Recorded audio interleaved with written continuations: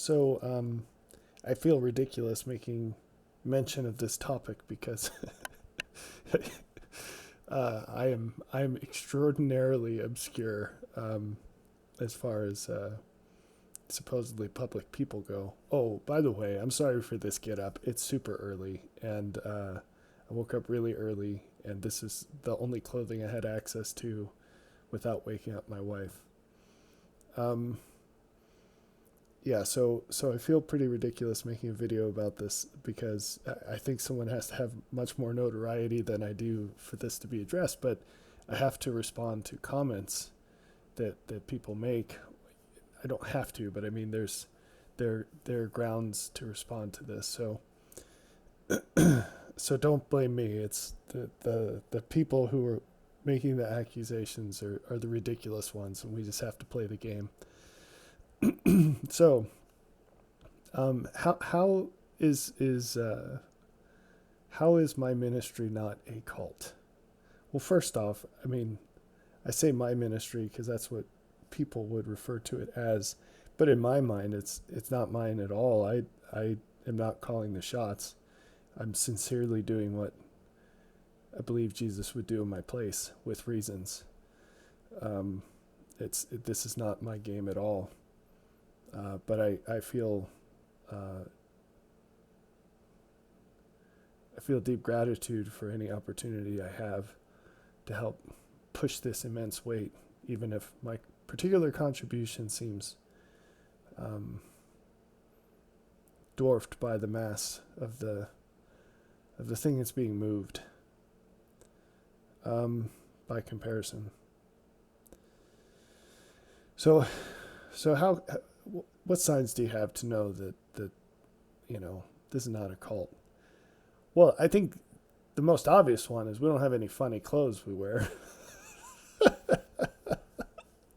We don't have special hats or anything. I was talking to my roommate who's not a particularly religious person at all. He's a lifelong friend of mine, and we have a lot of shared vocabulary. We can quote things, even just some obscure commercial that was local to where we grew up, and we get the references and we joke about how these things uniquely live on through us. We have to keep them alive. But I was joking with him one day, and what I can't even remember the I don't know what we were talking about, but I was like, well, we need to get ourselves some funny hats, or else no one's going to recognize that we're a proper cult. Um, so so there's that.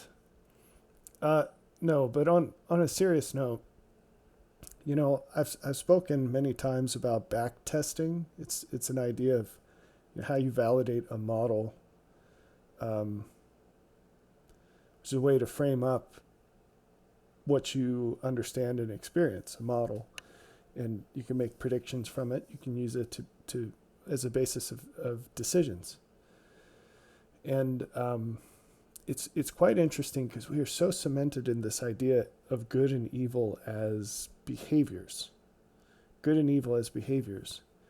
And so with that mentality, when you see certain things, you say, well, obviously what this is attached to is good, or this is evil. The scriptures, they tell a very different story. So every time God is at work historically, was at work historically, he's always at work, but I'm saying these snapshots of his interactions with the world that we have recorded in scripture, the uniform experience is that good and evil are not behaviors, they're motive. And there's only two, there's good and evil. And everything else, it's just a mapping back to that. So backtesting is really important because it helps you screen out erroneous metrics of good or evil. Let me give you an example. So if you have a set of criteria by which you judge a person as to whether they're good or evil, first off, you're presupposing that someone can be good, which I would challenge that idea. And I think there are good reasons based on what Jesus taught. After all, he said to the rich young ruler who called him good, he said, "Good master." Jesus replied by saying, "Is any good except the Father?" Which is a very, very important concept, but I don't want to divert into that. So if Jesus wasn't comfortable with being called that, then maybe we shouldn't be comfortable with calling anyone else that. But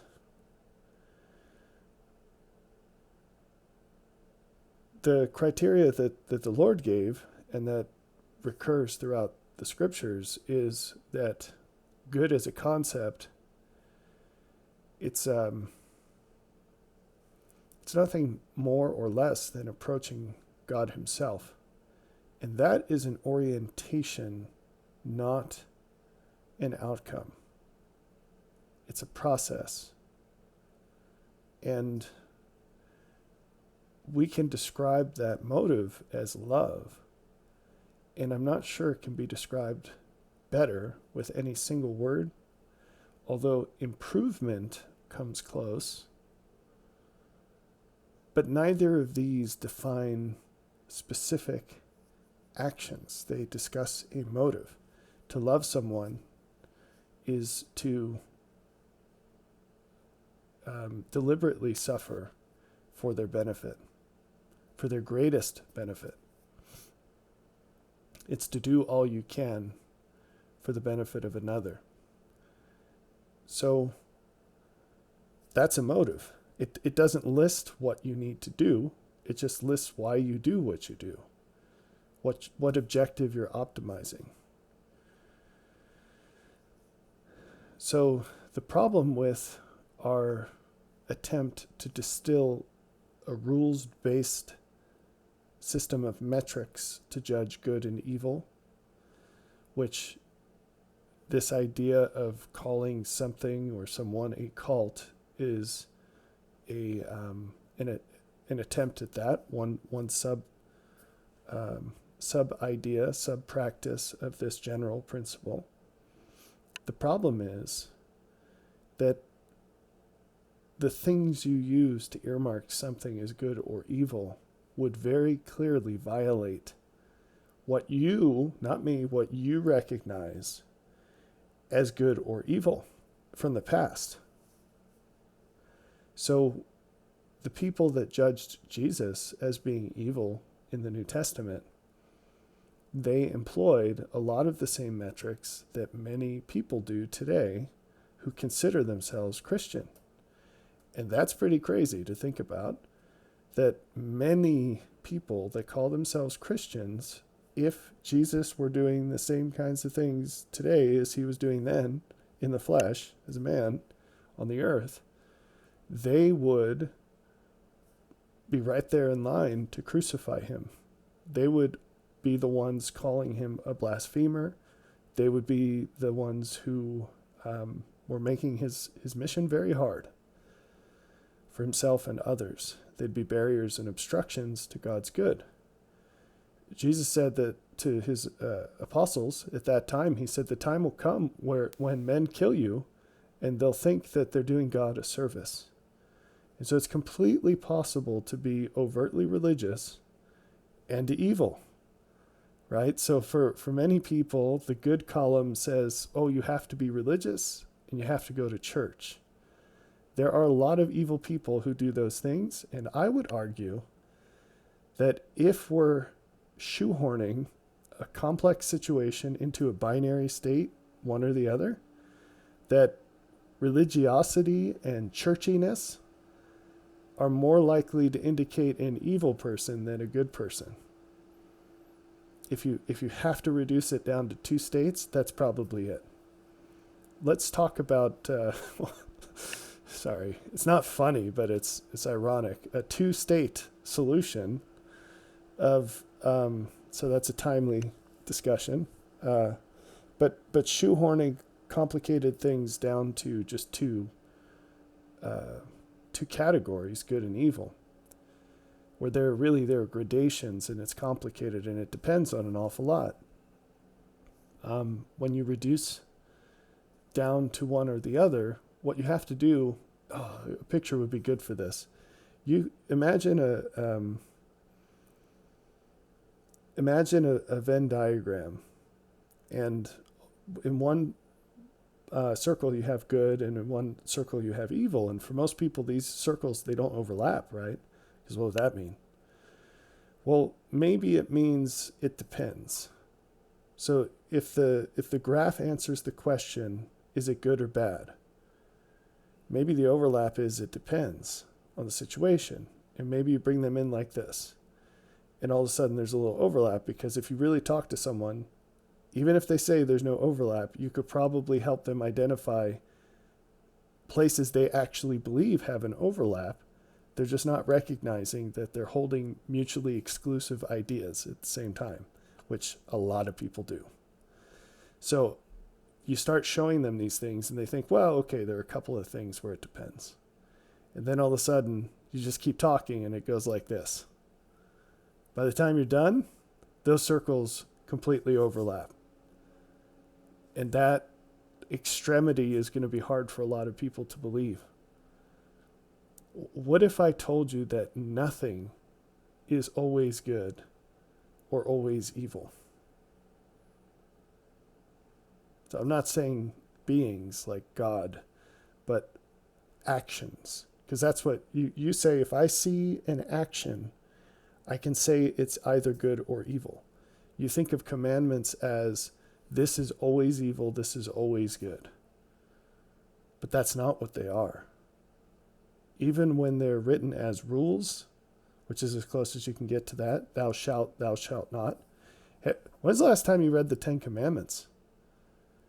Those are like the most rulish rules that you're probably familiar with out of Scripture. Did you know that each of the 10 Commandments is actually an instruction about motive? They're not actions, they're motives.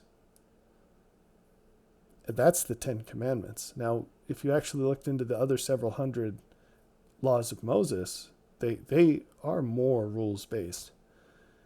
But they're pointing to the 10 Commandments as this tip of a pyramid, right? Which points to the two great commandments that Jesus gave: love the Father and love your fellow man. And those certainly are not specific actions. Those are motives. They don't tell you what to do. They just tell you why to do it, how to do it, but not what.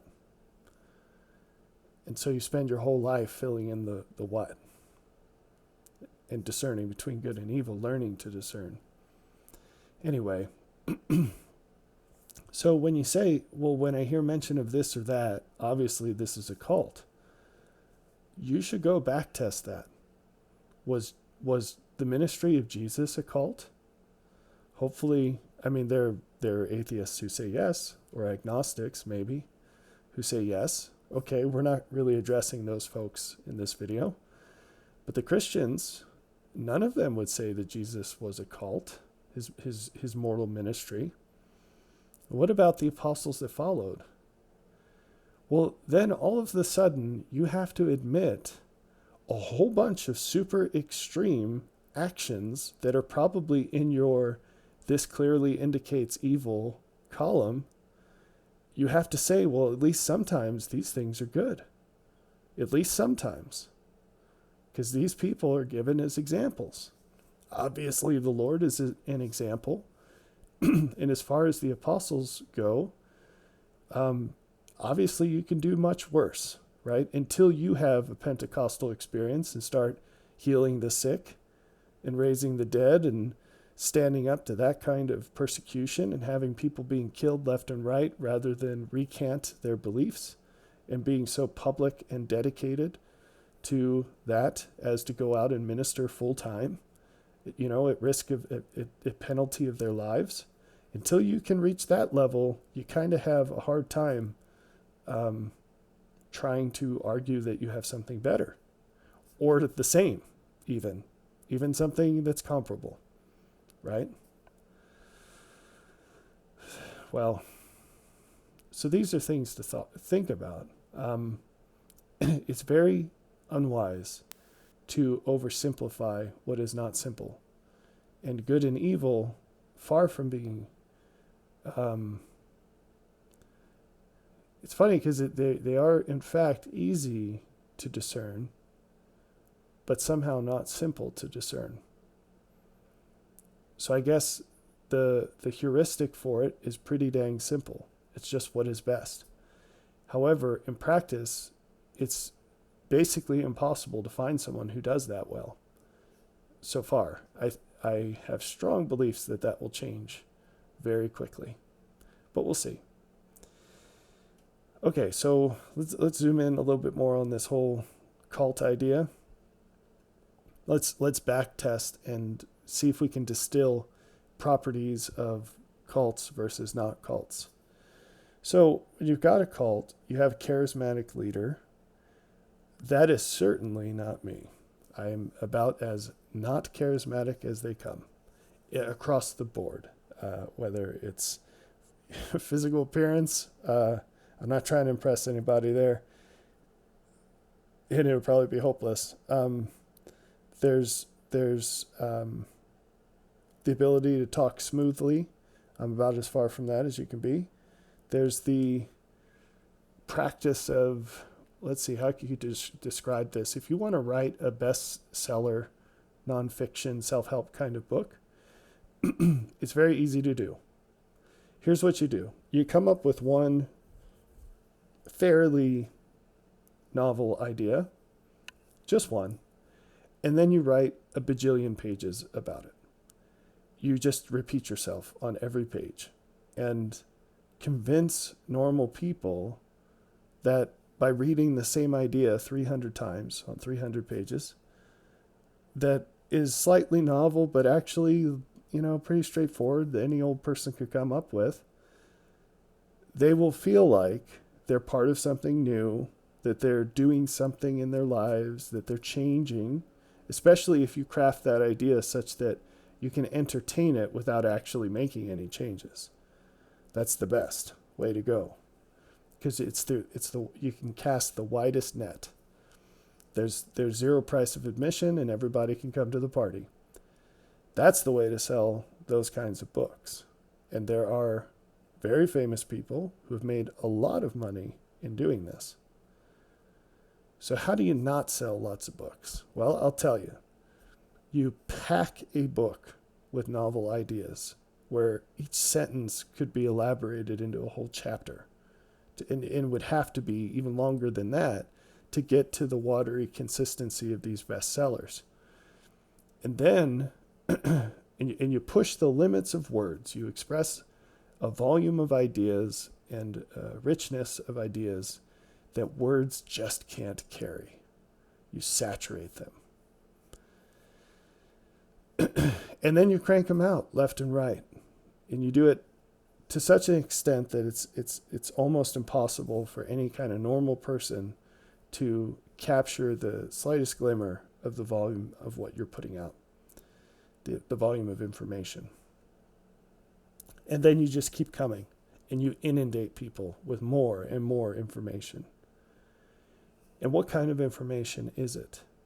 They're not subtle suggestions to just carry a thought and feel like you're a better person because you're thinking about something that's slightly different than you were before.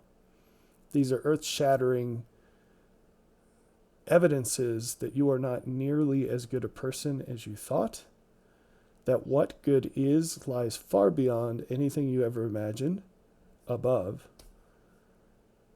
And if that weren't enough, you delineate an explicit path from where the reader is to the vision that you are illustrating. So that's even worse than having something that's just far out there and much higher than you previously imagined was possible, because you're mixing overwhelm of something that's immensely great with practicality of here is each and every step to take you there. And that equation equals massive guilt.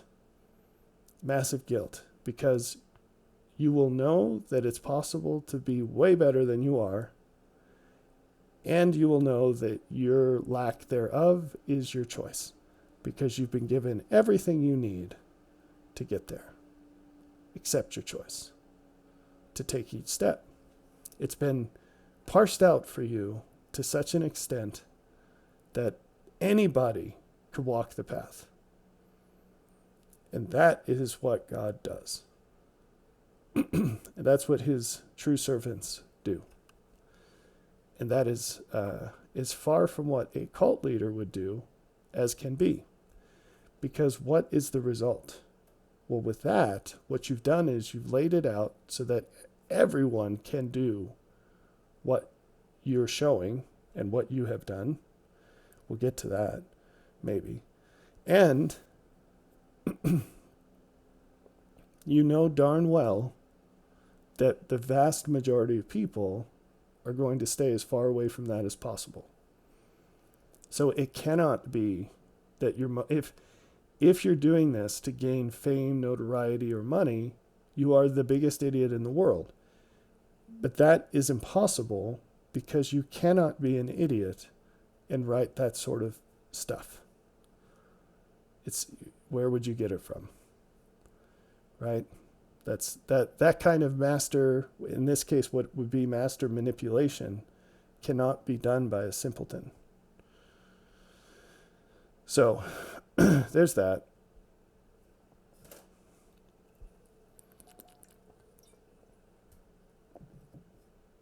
A cult leader would never make the metric of value something that they do not control. Cult leaders will tell you something like, whatever I tell you is true. And you hear that message in many churches, for example. Political parties preach this message for sure. But not servants of God.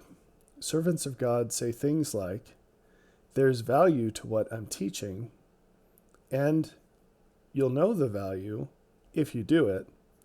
And if you don't see the value, you shouldn't do it. These are things that you can find citations from Jesus to support these things, like John 7:17, but there are many more. That which edifies is of me, or that which does not edify is not of me, and on and on. Edify means to make better, to make stronger, to build up. To establish is the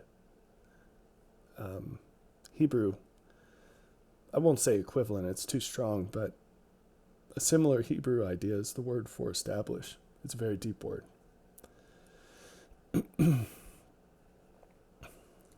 So when you have this mentality that what you're looking for is redundancy, that is hard to believe. It's hard to believe something like that could ever be a cult.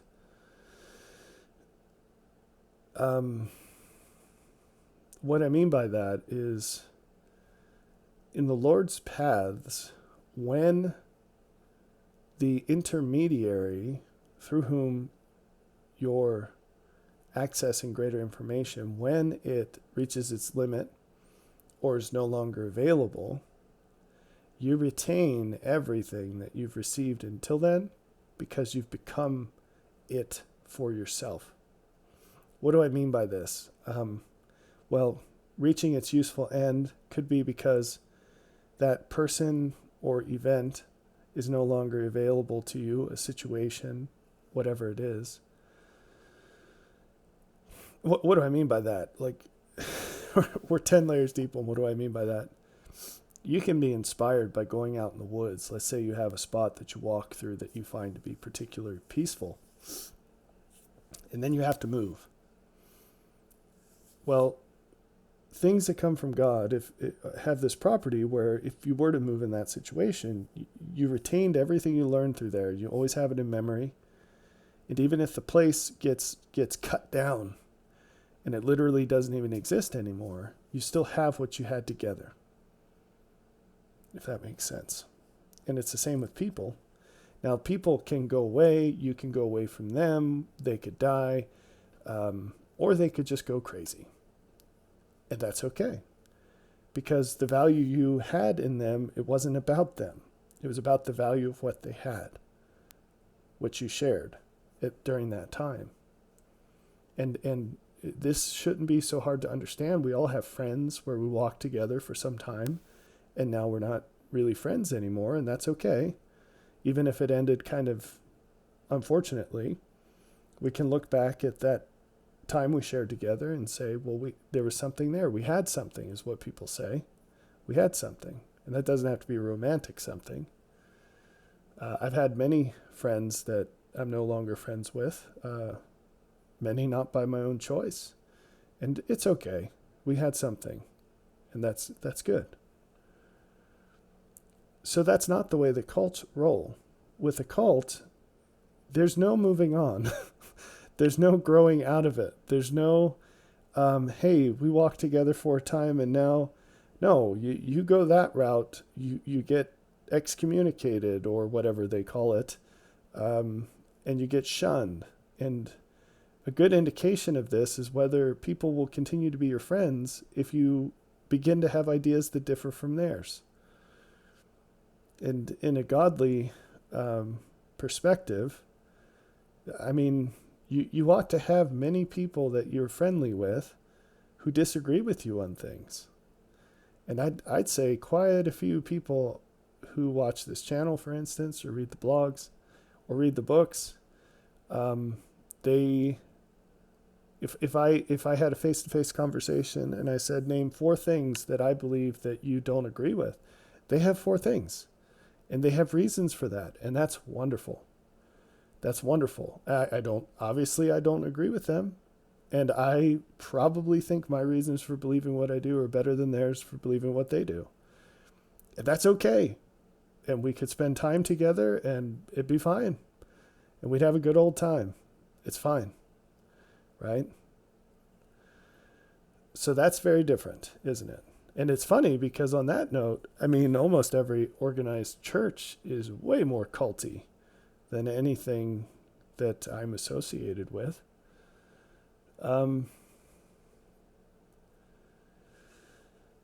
Okay, what's another difference?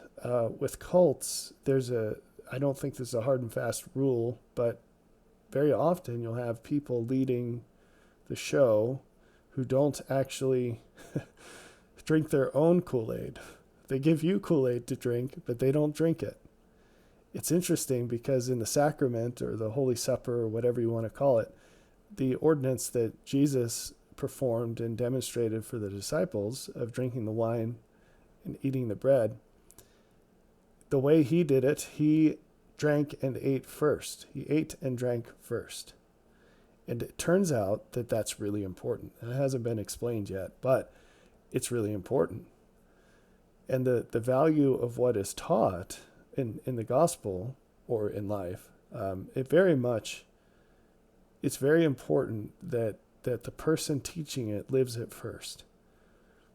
And the Lord helped me to learn what seems like a long time ago, that I should not teach anything that I don't already do. And so that was a lesson he was teaching me while I was writing Seek Ye This Jesus. It took a long time to write that book for this reason. He would teach me something, and then I'd have to learn it and practice it myself. And then he said, okay, now you can write about this for each thing. And there are a lot of things in that book. Another property of cults is that, a cult is usually a cult. So there are hidden things left and right. The power of Satan usually involves hiding information in order to have an asymmetric advantage over others. The power of God is in revealing information to give people greater advantage than they deserve. You should replay that part enough times that you get it. So Satan hides information. God reveals it. And that's his glory. Because we don't deserve it. We never do. But he reveals it to us to give us a chance to live up to it. That, I'd like to say a lot about that. That should be its own video. The difference between deserving something and living up to something. I'll write myself a note on that.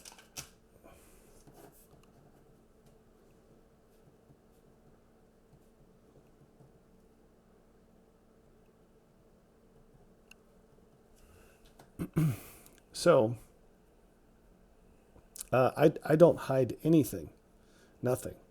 So there are many things that I have not told you that I have been shown or experienced, but all of those things are in a prioritized list, and I'm going through the list as fast as humanly possible, as far as I know. I haven't found a secret source of extra hours in the day, but I'm doing everything I can to go down that list. And, as I learn and experience things, the priority of the list changes, as would be expected, but I'm cranking out the list as fast as I can. So there's nothing secret. God said all things that are hidden will be made known, and he's working towards that end. And those that are participating in that effort will do the same. On that note, I don't have a secret inner circle. I don't know what else to say about that I don't really have a circle at all. But in as much as I do, it's very public. So there's nothing like that. I would say that I go out of my way to avoid personal interactions with the people that consume this material. You can see that I've written posts about limitations in contacting me. I don't want to correspond with married women, for example, unless their husbands are in on the conversation. And I've received invitations from many times to speak at events or come to events, and I decline them, to go on a podcast or something. Many people have suggested that they would like to come visit me, and almost without exception, I've said, no, that's a bad idea, and here's why. And I have at least one post to that end that's out there on the blog.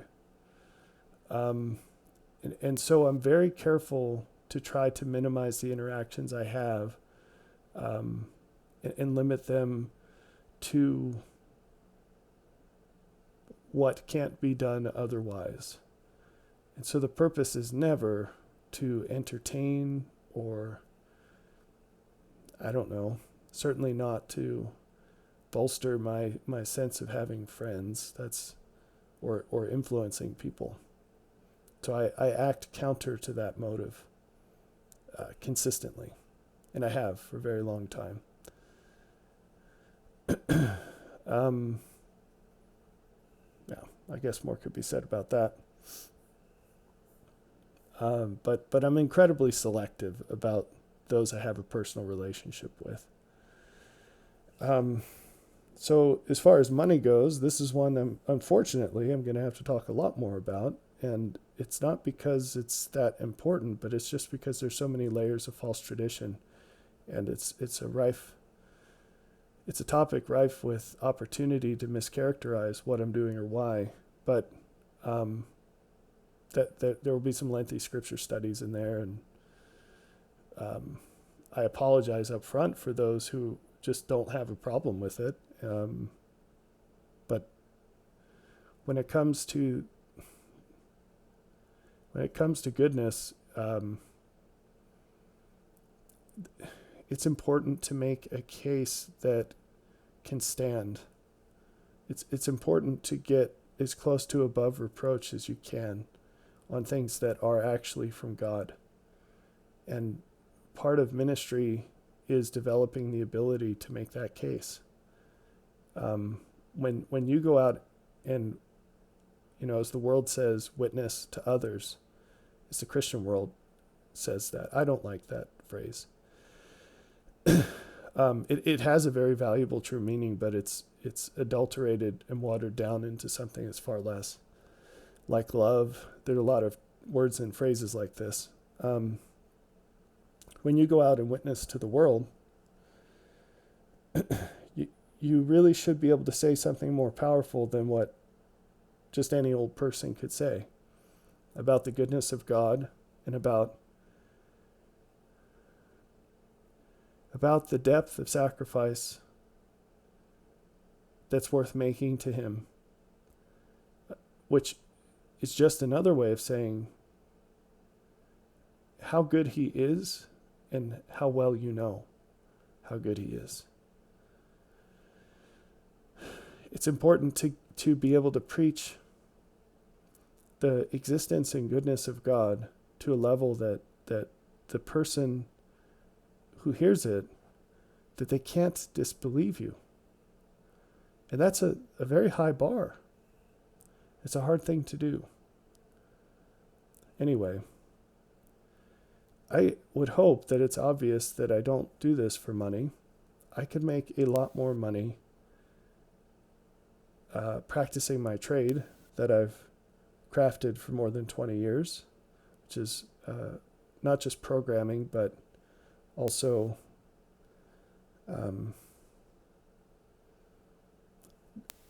writing and obtaining large grants, research grants in the field of computer science. I would say that I could get another job as a professor, which is a very high-paying job, is a top 10 or top 15% computer science professor. That's a lot of money a year for not a terrible work routine. But I was canceled as a result of this ministry. So that is not open to me anymore, as far as I know. However, with my entrepreneurial experience and my coding skills and everything that I've developed, I could make a lot more money doing that than I can preaching the gospel, as far as I know. Although I think the value that the Lord has used me to produce in that vein far exceeds the value I can add to any company. It's ironic and unfortunate that the people that most value those things are the ones that end up producing them, because they're the only ones willing to pay the price, quite literally. So that's quite a foolish job to get into. And these people who make money preaching, like good money preaching, that's an oxymoron, but large sums of money preaching, they're never doing it. It seems they're never doing it. Not even for the right reasons. The content it's inversely worthless, right?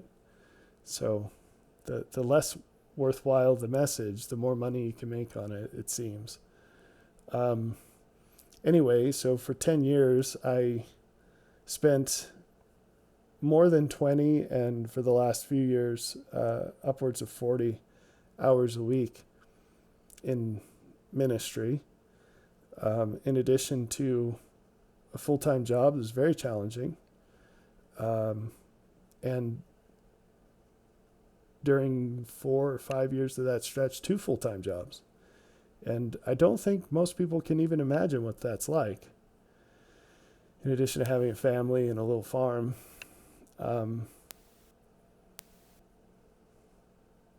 during that time, I don't know offhand how many books, and thousands of blog posts, thousands, and hundreds of these videos, many of which are an hour or more long. And I know that a lot of people would argue that the value of the content of all those materials is not equivalent to what it might sound like because of the page numbers or number of hours of recording. I would argue the opposite, that the value far exceeds what people would think by hearing that. But the point is, for that whole process, for these over 10 years now, I never charged anything for that. So all the books are sold at print cost, and everything else was given away for free. So if I were doing this for money, I think that it's pretty clear that I've taken the absolute worst path. And even now, where I recently announced that I would be accepting donations, I've already been through a funnel where I have intentionally chased away most of the people that would let's say, most amply give, right? It's very obvious that this has not been my motive. A lot of folks who do things like this for the wrong reasons, they do it because it's the easiest path to them. And I tell you that God has developed the skill set in me that I can manage the necessities of temporal life with 2% or less of my effort. And choosing to live the goodness of God that He has shown me inverts that entire equation. So it's very interesting because on the one hand, life for me, given the things that God has led me through and taught me and given me, would be the easiest thing in the world to do well, off in the shadows and private life, and just doing what other people do. It'd be the easiest thing in the world for me. But in order to more fully live up to the example He has shown me, I have to put myself in places and say things that I have to. Well, it's a privilege to put myself in places and say things that make my life a million times more difficult than it would otherwise be. At every interaction, every level, everything. So I hope it's obvious that this is not the easy path.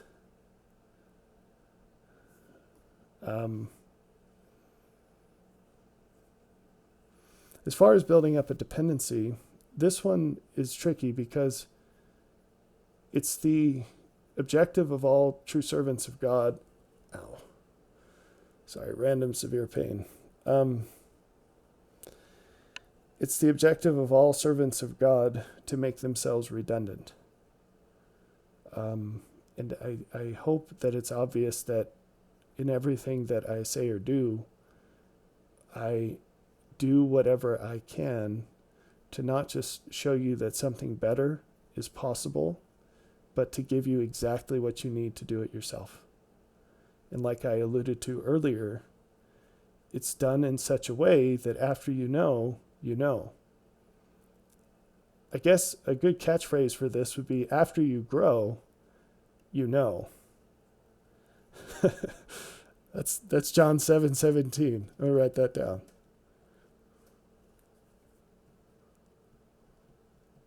Sorry, thanks for bearing with me here.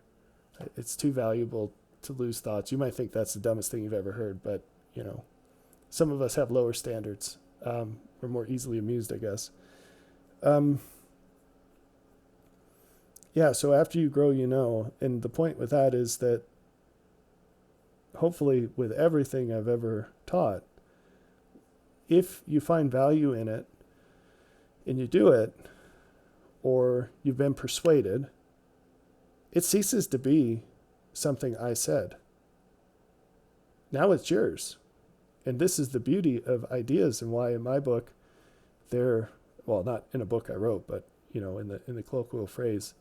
In my view, ideas are much more valuable than any amount of money, because money is a resource where, as you share it, you have less. And it can only be in one place at one time. But ideas are free, and you can copy them and change them freely. And they don't belong to anyone. All good comes from God, and his fingerprints are all over it, all over light, anywhere where it's found, and it can be freely shared. And you can take an idea and you can tweak it a little bit if you like. You can experiment and try modifications of it. You can mix in lessons you've learned from other places and other times, and it's yours. And you're free to share it with as many people as you want. And opposite to money, or actually maybe having a lot more to do with money than most people realize, the more you do with it, the more you get out of it. It's almost like leaving rabbits alone. You're just going to have a lot more rabbits. So the more you apply it in your life, the more value you get out of it, and also the more you share it, the more value you get out of it. And people don't think of money that way, and maybe they should, because it's actually quite similar in that vein. So anyone whose process makes them redundant that's definitely something to pay attention to. All right, so the good old perennial polygamy topic. This is always fun. People never, there's always somebody. It's just like there's a vending machine somewhere or a drip. There's some kind of drip. Have you seen a drip? What are these things called? You can make an oil burning furnace or a forge. And part of it is you have to make this little dripping line of oil. And this is probably highly illegal, so consult with the EPA before you do it. But it turns out to be a really effective use, just from an energy perspective, for waste oil, used oil from cars. Anyway, sorry for the sidetrack. It's just how my mind goes. So there's some drip of used motor oil of people who just come out of nowhere every so often and ask me some random question about polygamy. And I just don't understand where these people come from and why they're so obsessed. But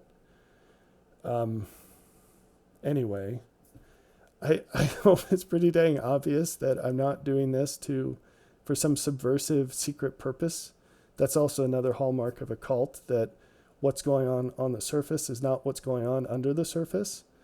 And I'll touch on polygamy here, but like I said, I don't have some secret group. I don't have some, members only, whatever.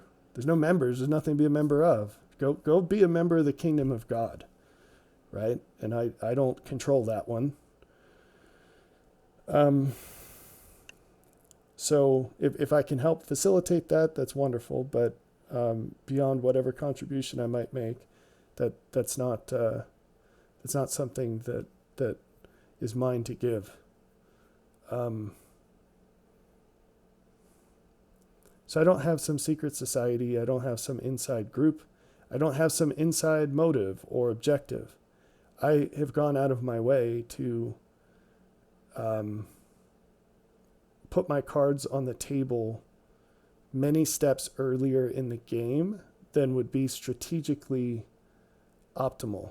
I'm sorry for that word salad, but I try to do everything I can to give advanced warning of exactly where we're going, even to a fault, just so that no one can say, oh, this guy used to say this, and now he says this totally different thing. Now, some of that is unavoidable because being a human, I learn and I improve over time. And even as I read things that I wrote a long time ago or watch a video that I made, maybe, I will see very clearly where my understanding of things has changed over time. And I look at my own past preaching like I hope you all look at my current preaching, which is to say, you're not outsourcing your responsibility to evaluate truth. Instead, you're experiencing resources from wherever, and using your reason, your faculties of reason to the greatest extent to evaluate and receive what is better than what you already have, and to let go by the wayside whatever isn't. And that's what Paul said. Hold fast to what's true. So we test things and we hold fast to what's valuable and true. Anyway, as part of this, so besides not having some secret government or secret society or secret club or, secret objective that what I really want is, I don't know, to buy some town somewhere and then tell everyone, give me all your money and then you can come here. I think that'd be cool. I wouldn't put that off the table, but that's not something that excites me in any way, more than anything, because I think it would be a flaming dumpster fire from day one. I'm not a huge fan of doing what other people have done and expecting it to go well when it failed miserably for them. But that's not what's going on here. I've been really clear. I think, I know how this is going to go, and it's going to be that people will gain access to ideas from multiple sources. They will consider them more or less valuable. They will put them into practice in their lives. And as God incrementally increases the challenges against which we work, the value of the ideas people hold will become more or less apparent. And then they'll get to decide whether to recognize that change in perceived value or not, and either seek for greater things at greater cost than they were previously willing to pay, or turn to delusion to intentionally blind themselves from the need to find something better. And as they do this stream of ideas that people either search for or don't, and either live or don't, or anywhere in between, it will result in the clumping together of people, the breaking apart of people, the clumping together of ideologies, the breaking apart of ideologies, and when I say clumping people, let's just say across all realms, whether it's geographical, ideological, and so forth, and they'll clump together and they'll break apart, and a hierarchy will emerge. That's what's going to happen.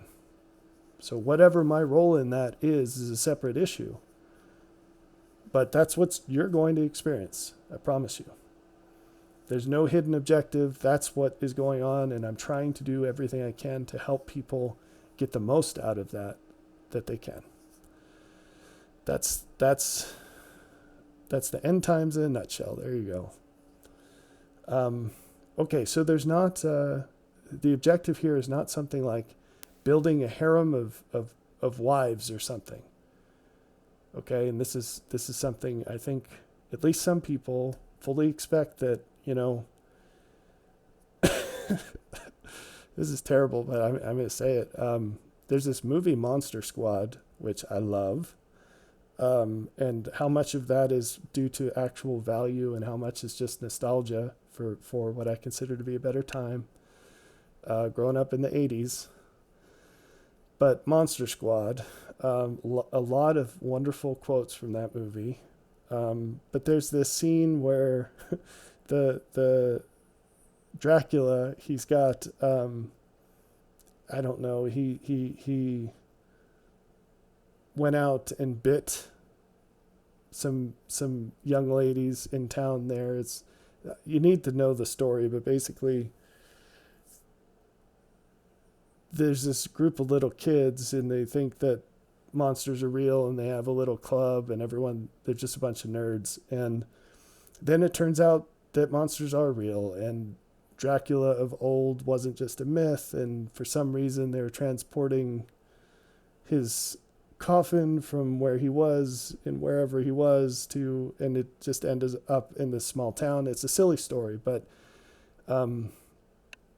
anyway, he goes out and bites, I guess, a couple of ladies. They don't really particularly show that, but there's this one scene, and that's the point of the reference, which is this is probably completely unnecessary. But, you know, he sets up in this old mansion that's abandoned in some foresty swamp place and outside of town. And so the kids have to go and fight the monsters because no one believes them. And so they go to this mansion, and as they're going through the old haunted, presumably abandoned mansion where actually Dracula has set up shop, they come across some room or something, and they open the door, and there's these 3 or 4 ladies who are now vampires. And there's a scene, he keeps them in this room, and I guess he was going to use them to drink their blood, but then they turned into vampires. They don't really show it all. The point is, he's got a room with these young ladies in it that are trapped there, and they're just there for him to use.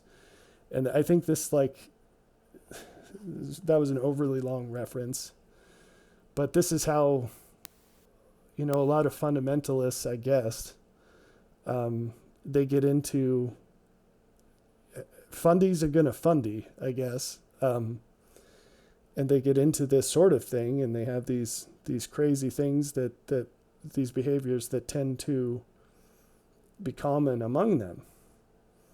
And so when someone starts down a path where they sound like they're preaching fundamentalism, which actually is not a bad word if you look up the meaning. It's a richer word than conservatism. It's to really get back to the roots and do the real thing. But it's been twisted into meaning, you know, extreme practices that tend to not be done with a good motive.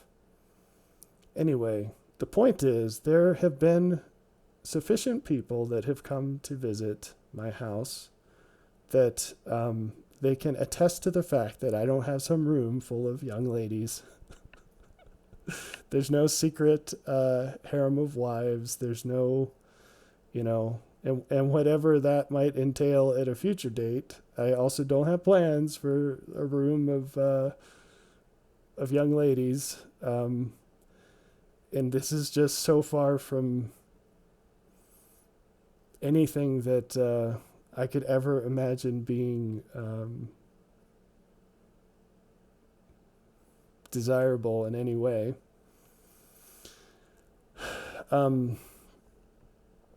But also not because I think that, you know, I do have very different views on many things, including what's called polygamy. I would not call what I believe that, because I don't, I think it's so far from what people understand it to be. But yeah, anyway, there's not going to be some harem of wives. So what else could be said here? I think this is long enough. Good grief. But I've been kicking around these ideas for a really long time, and I can't even remember why I felt like now was the time to share these things, but I can cross this off my list, and hopefully this helps people see that, you know, I'm not trying to make the case that there's more cotton candy, puppy dogs, and rainbows here than you thought. I think definitely rainbows, but those mean something very different than what people think. But as far as accusations that what I'm doing is cultish, I think that just shows a lack of honesty, really. I mean, I wanted to say sophistication. That's just kind of sounds insulting, and it's not exactly what I mean. I think anyone who's going to throw around accusations like that has some due diligence to do. And even the slightest bit of it should hopefully reveal a whole lot of contraindications to the theory.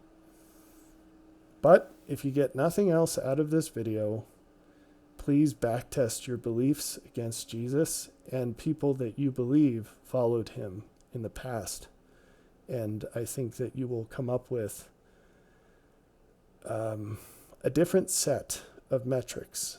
You might be surprised where they lead you, because they're probably going to lead you away from your church and closer to situations or people that you might otherwise dismiss out of hand.